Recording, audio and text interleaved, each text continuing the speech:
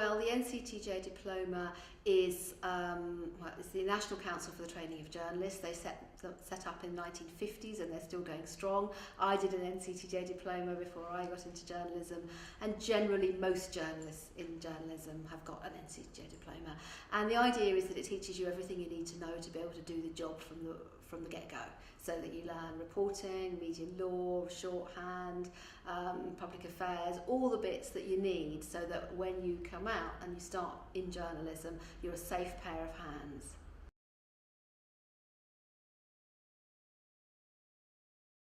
It's not that you wouldn't be a good journalist without it. It's just that you know that if people have got their gold standard, they've worked for their 100 words a minute shorthand, they know the law, and they've been taught how to write, you know they're a safe pair of hands. And it would be madness really to employ somebody that you have to train up in all those things without it really. The NCTJ Diploma exists, so you might as well do it.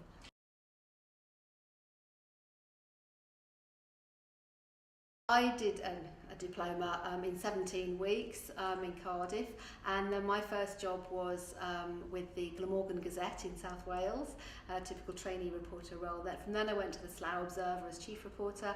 From then I came down to Brighton, where I joined BBC Radio Sussex. From then I went to the BBC 9 o'clock news, and from then I went to ITN News, which is now called ITV News, where I was a science producer for 15 years.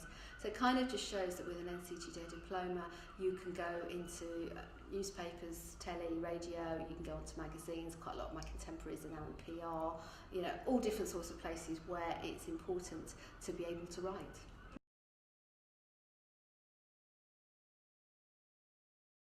I think you need an interest in the news.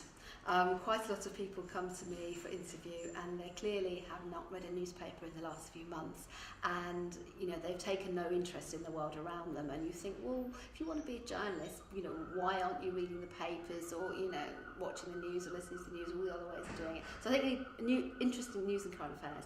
You need an interest in people. You need to think, if something's happening, you think, I wonder why that's happening, I wonder what they're doing. You need to be quite a good gossip. You need to be somebody that enjoys talking to people and doesn't mind asking sometimes difficult questions. As a journalist, you might be interviewing somebody who's had a relative that's died in a car accident or has done something wrong and doesn't want to tell you something. So you've got to be quite good with people. And then obviously you also need to be able to write, but I think in a way that's sometimes not as important as some people think, because we can teach you to write. You've basically got to be able to write simply with short words and short sentences. So it's not like writing a novel, but you can't teach somebody the curiosity and the nose for the news.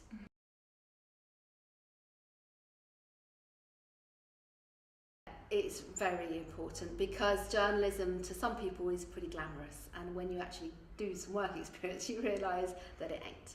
That it's long hours, it's very badly paid, in not very nice working conditions necessarily, you're on your own quite a lot. So I think that's really why you need to do the work experience. And it's not easy either to be able to talk to all different sorts of people, to cut and correct other people's copy, all the things you need to be able to do. So I can understand why editors want people to have work experience. And I think it's shocking that not just in journalism, a lot of work experience is unpaid for a considerable amount of time. But I'd say this isn't unique to journalism, this is everywhere, and I think it's shocking that that exists. Mm-hmm. Yeah.